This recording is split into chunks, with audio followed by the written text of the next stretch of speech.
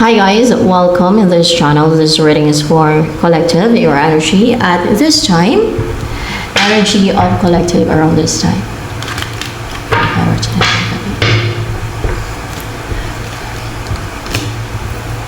You're not guarded, it means you're not afraid. You're not intimidated. Hindi ka na-intimidate. Kahit na napuprovoke or para na-threaten sa'yo yung like enemies mo or anyone sa'yo, you're not feeling intimidated. Hindi mo tinataas ang wall mo. And it's a sign that you're worried. No? And as well as courageous. Death card. So, mag-clarification with the death card here sa energy mo. May sakit ka. Yung parang hindi ka makapag-decide. Nagja-juggling. Maaaring nalilito ka niyan. Or distracted yung isipan mo niya.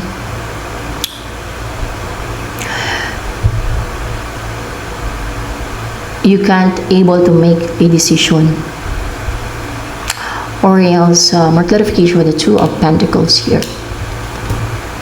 See? Yung mind mo is clouded. So, sakit pa rin yan. No? May sakit ka, gawa ng spiritual attacks. Or else, ay deceit ng iba sa'yo. You're restricted. Right now, minded. Clouded ang judgment mo. That's why nagja-juggling ka. Or hindi mo magawang makapag-decide. Parang nalilito ka. Nandun yung pagkalito sa'yo. Ano ba talaga? Gagawin ko ba hindi? Hanggang sa wala kang magawa. Wala kang magawa. You're a victim right now. Victim. Why?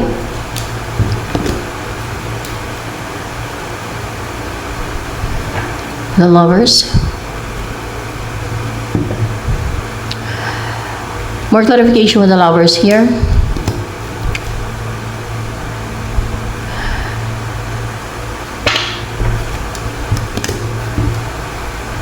Queen of Wands. Dahil mayroon na restrict sa'yo. Kasi it's time for you and your person. Let's see. Dahil panahon na para sa kanila ng person niya na magkaroon ng communication or mag-meet sila, ma-unite, mag-take ng action, mag-ganon. Kung kaya nire-restrict ka ng enemy. Or, na-restrict sa kanya? Evil forces ba? Hindi evil forces. Ano tong nang-restrict sa'yo? Third party. Hindi yung mga fallen angel, kundi third party. Siguro sinindan niya ng mga energetic attacks, spiritual attacks, mga ganyan, no? Sinindan ka niya ng mga ganyan. So, kaninong side yung third party? Nasa sayong side ba yung third party? Nasa sayong side yung third party. Okay. Kasi it's time for you and your person na magkaroon ng union, no?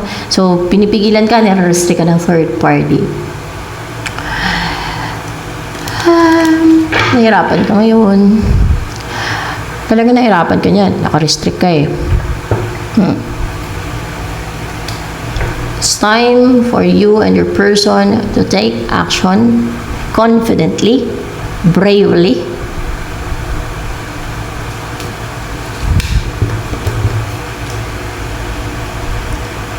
with positivity. At magsasucceed na to, yung mga panahon na to, na magkaroon ng union sa inyo. Kahit ano pang sitwasyon nyo ngayon, kahit ano pa yung mga tingin ng iba, tingin nyo na blackish, wala yan. Wala magagawa yung mga blacks na yan. Dahil ito na daw yung panahon para magkaroon ng communication, mag-take ka na ng action para ma-unite yung dalawa. So yan. Four of Wands.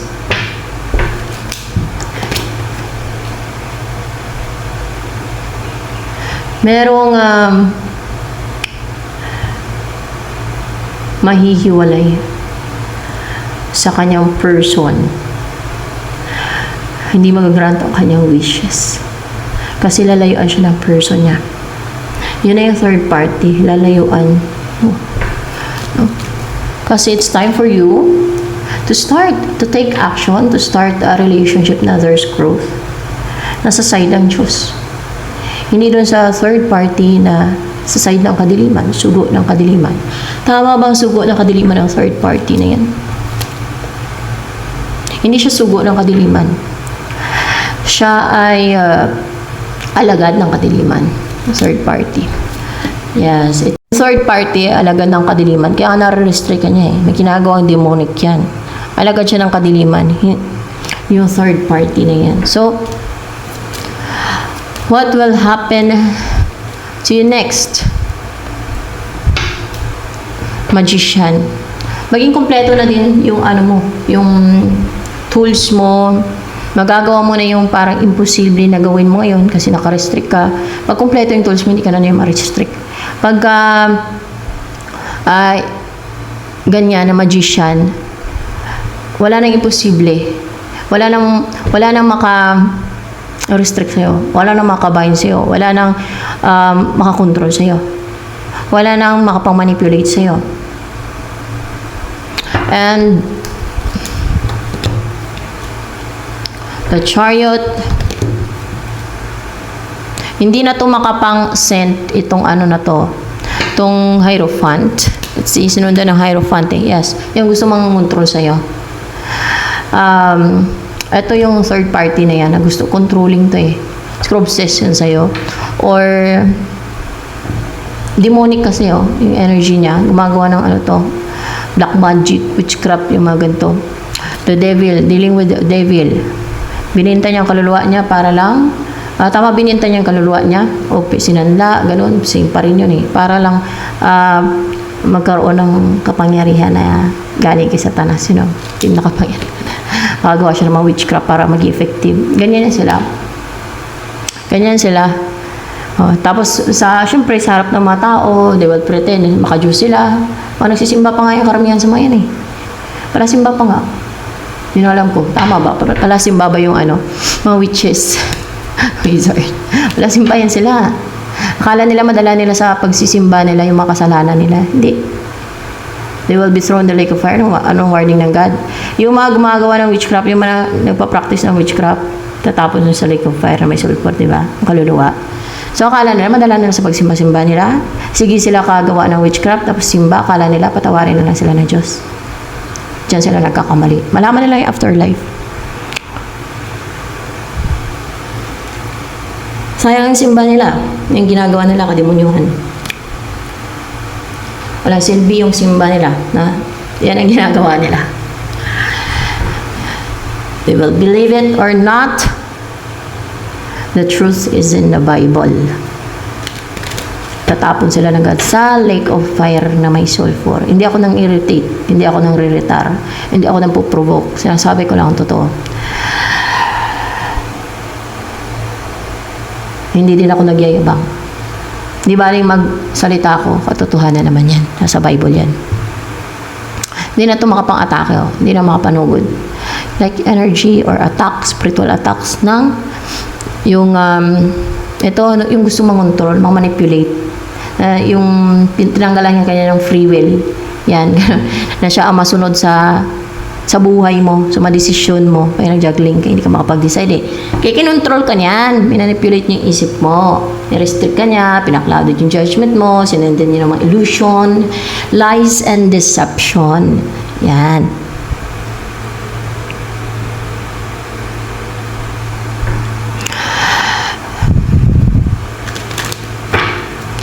And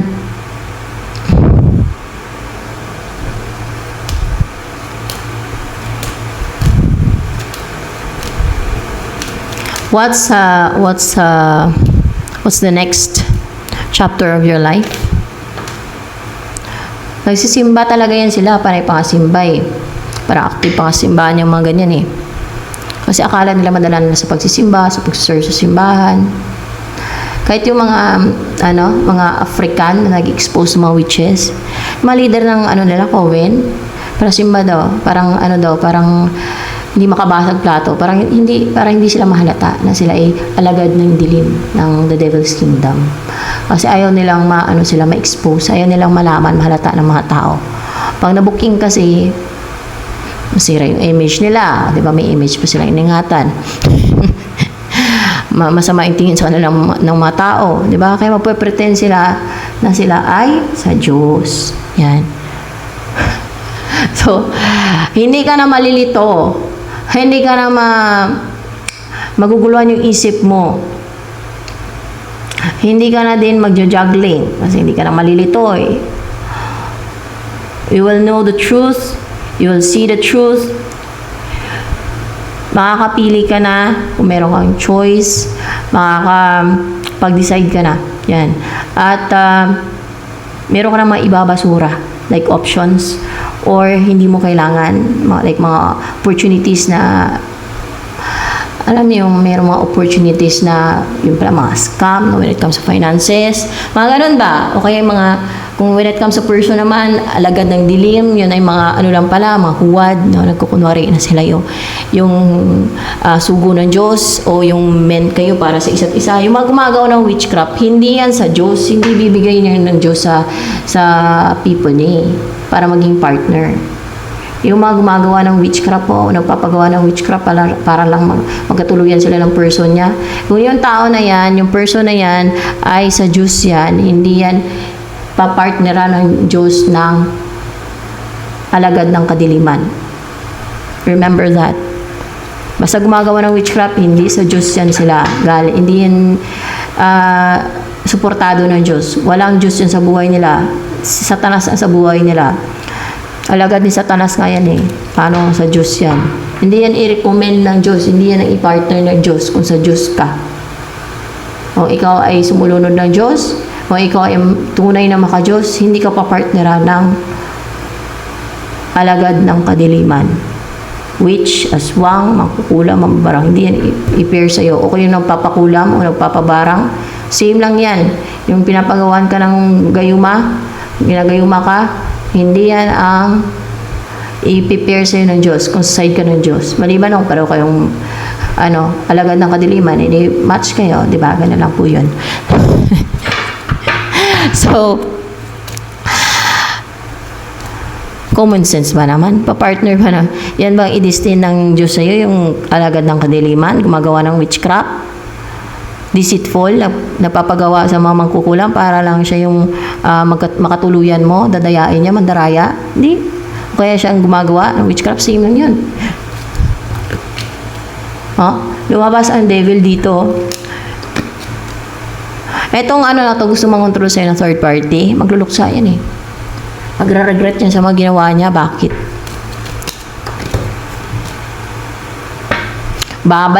May babalik sa kanya. Mag-end na kasi yung mga, alam mo, nagsisend siya. Kaya hindi na nga yan makapag-send eh. Kasi yung mga isisend niya, babalik sa kanya. Yung mga sunit niya, babalik na sa kanya. Sa kanya na may unite. Nag-end na kasi yung niya, pamiste, paminsala, mga deceit niya. Yan. Kadimunyuhan. Actually, alagad pa rin siya ni Satanas, di ba? Alagad yan ni Satanas. And you know what? Anong worse doon? Pag namatay ang mga ganyan, gumagawa ng witchcraft, maging demonyo na yung kaluluwa nila. Kagaya ng mga Nephilim, di ba? Yung mga Nephilim, si Jezebel, di ba? Naging demonyo. Ganon din yung mga kaluluwa ng Nephilim, di ba? Naging demonyo. At yung mga iba pa, mga namatay na, kagaya na lang kay Jezebel, di ba? Naging Jezebel spirit, naging demonyo siya. Yan, di ba? Witch yun, nung buhay pa, nung tao pa. Gumagawa siya ng, pati si Prophet Elijah, tinatakot niya ng witchcraft, inatake niya ng witchcraft niya. Kasi, hindi nga sa Diyos yung mga ganyan, sa devil nga yan sila. Sino ba naman ang gumagawa ng witchcraft o black magic na sa Diyos? Common sense.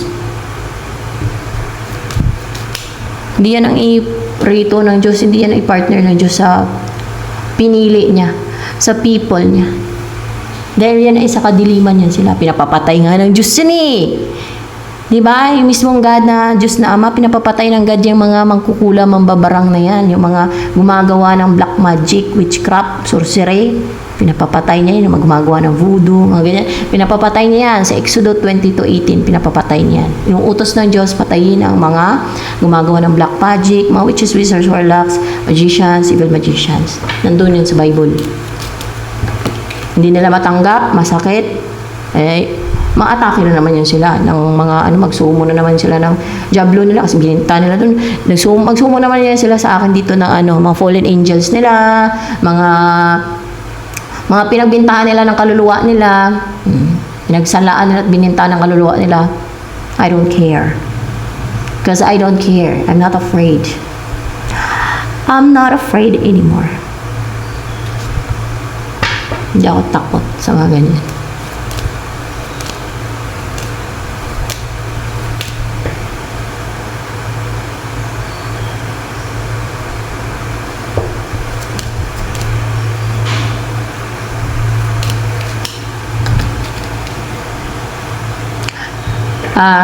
Sa mundo ito, may dalawang choices lang ang tao dito when it comes sa kung saan sila na side. Sa the devil's kingdom, sa evil, o sa Diyos. Walang pareho na both mag-serve sa Diyos at mag-serve sa devil. Kung ang devil ang sinuservan mo at nag-serve ka sa Diyos na nagsisimba ka, sa devil ka. Hindi masabing sa Diyos ka din. Walang ganun. 3 of Wands and a reverse, so matigil na tong, alam mo yung pinapadelay. May nagpapadelay. Matigil na yan, may into na yan. Makarecover na din sa sadness and parang feeling na uncontented. Ikaw.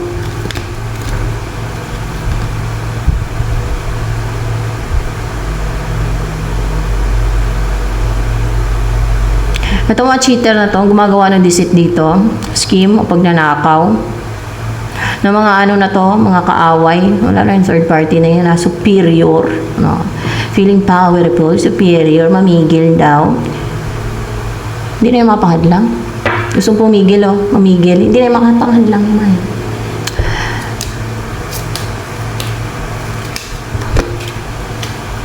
Maging clouded pang judgment nila. Mahiwalay sa person nila. At mawala ng authority, maging powerless na forever. See, forever na, wala ng authority yan daw. At maging clouded ang judgment nila forever. Sinabi ba ng Diyos, kawaan ang mga alagad ng dilim? Hindi. Yung mga ordinaryong kasalanan lang, iyan kasi, demonic na yan mamangkulang mambawarang na yan Sinabi mo ng Diyos, kawaan sila. Kasi sinabi mo ng Diyos, nagpatawarin sila. Ang sabi ng Diyos, hindi lahat ng tumatawag sa akin, Panginoon, ay makakapasok sa karya ng Diyos. Yun lamang ng mga gumaganap ng kalooban ng aking Ama sa langit at yung mga sumusunod sa kalooban ng Ama niya sa langit, yun lamang ang maliligtas. Yun lamang ang makapasok sa karya ng langit. So tingin niyo, makapasok sa karya ng langit. Tingin niyo masave yan, yung mga ganyan. At nag-carry ng mission yan. Yun na nga, pag namatay na nga yung mga yan, maging demonyo nga kagaya ng Jezebel. Diba, witch yun si Jezebel, nabuhay pa. Hindi yan pang judge. Yan ay pawang katotohanan lamang. Mahilig pa man challenge. Doon ako nairita kasi mayabang. Mayayabang yung mayan sa mga kaalaman nila.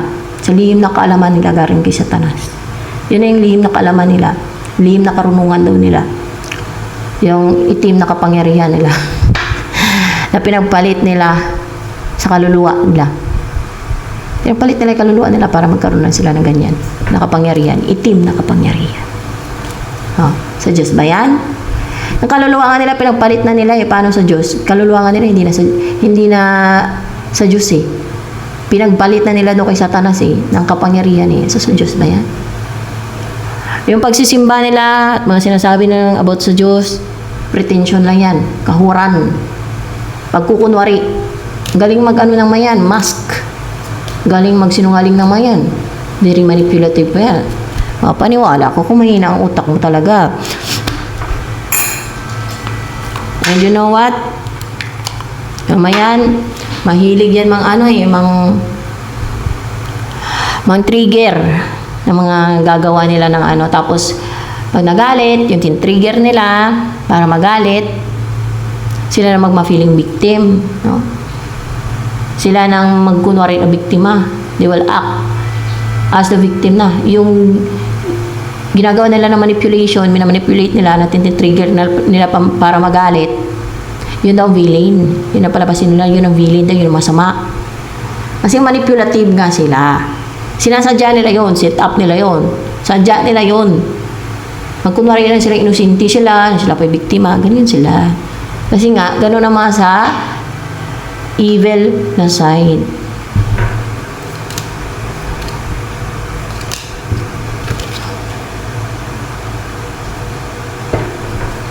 Huh?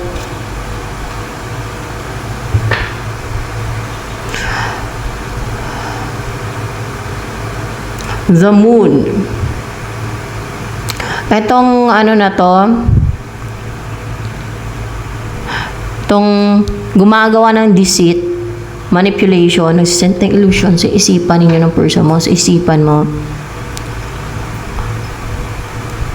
na gustong mangontrol, mamigil, mag-take control ng isip ninyo, siya mag-control ng isip ninyo at buhay ninyo. Na very cold, atake niya sa puso, at palala ng palala ay atake niya sa puso, pagro ng pagro, palala ng palala. See, palala ng palala ay atake sa puso niya, palala ng palala yan. And let's see.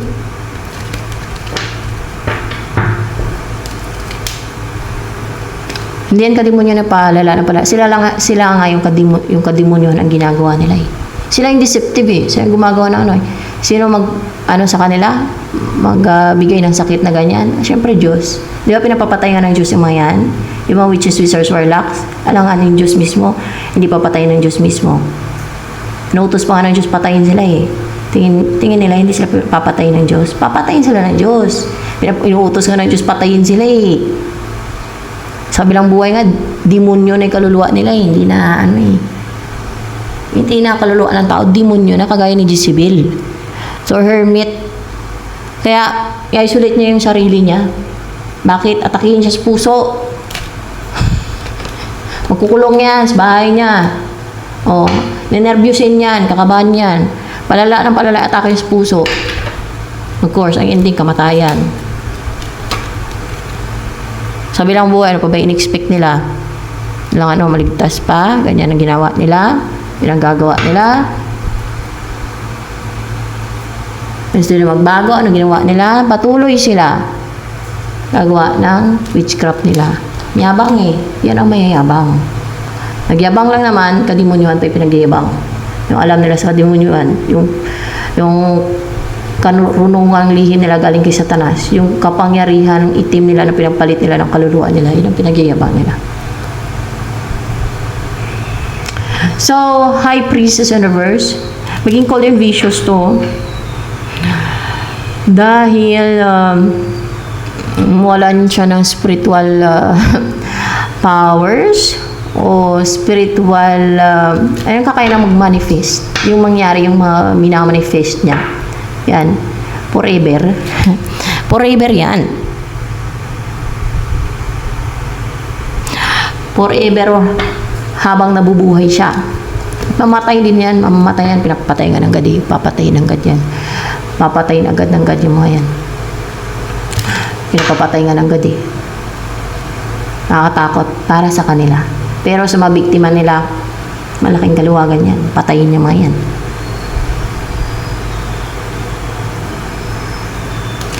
Malaya na yung mga biktima nila. Kahit wala kang kasalanan yung mga biktima ng mga yan, sige na lang atake ng atake. Kasi nga, nagkikiri sila ng mission galing sa Satanas. Dahil, Tax bayan ga. wait lang, Nay, mapabili ako ng ano. Sabon na labada.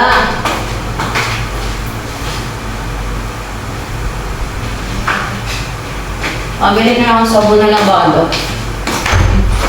Tsaka shampoo. Ay, naku, kaya mo na yun. Nakakaano yun, sikal mo rin sa May uwi. ka bala. Ha? Bala ka na po. Huwag mo na lang antay, datrap na lang. Sige. Sige na yun.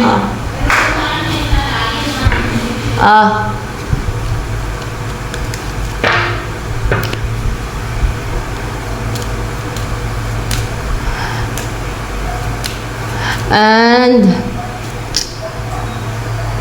wala na yung yung kakainan ng mga pang psychic attack din at yung mga pag-manifest or mga pang psychic intrusion related sa mga psychic ganyan at spiritual na kakayanan niya na kung ano yung gusto niya yung minamanifest niya ay hindi na mangyayari in reality yan habang nabubuhay siya and yung pinapastagnant niya hindi na yan stagnant kaya maging vicious and cold yan kasi through kadimunyuhan niya through psychic attack through psychic intrusion through spiritual na mga atake niya energetic attacks napastagnant niya ngayon hindi na yan tatalab instead mag-backfire pa yan sa kanya let's see mag-backfire pa yan sa kanya so ngayon kung may gusto siyang ma-stagnant siya ngayon ma-stagnant may gusto siyang mamatay, siya ay mamatay.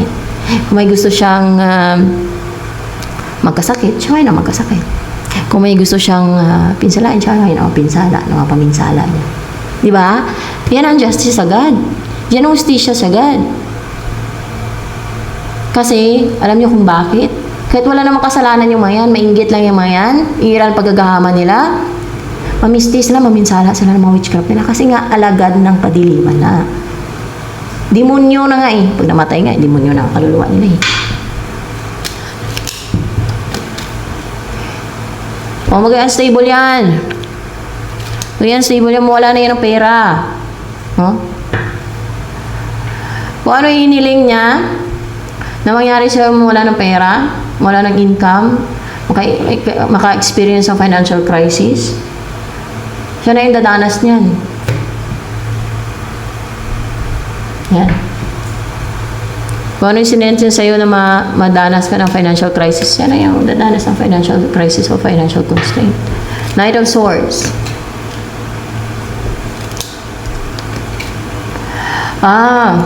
Merong hurt dito, masasaktan siya na maklaruhan. Na hindi na siya ma-stuck, hindi na siya maging unsure. Mabilis na mag-take na action to towards you. Anong gagawin niya? Action. Temperance. I-heal ka siguro niyan. Tapos, tulungan ka niya mag-heal.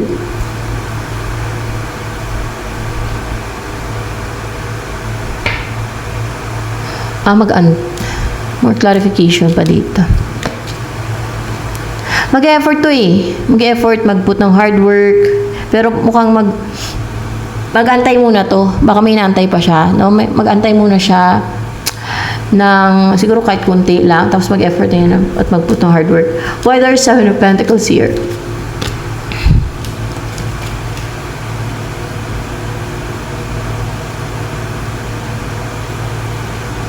Kasi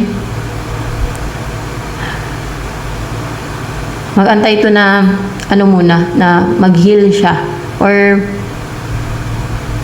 maging king of wands na yung energy niya kasi maging emotional yung makarecover na siya dito sa yung masaktan siya ba recover na siya dyan tapos yan na mag-effort na yan sa'yo mag-offer na yan siya ng commitment so yan ito na lamang for collective reading.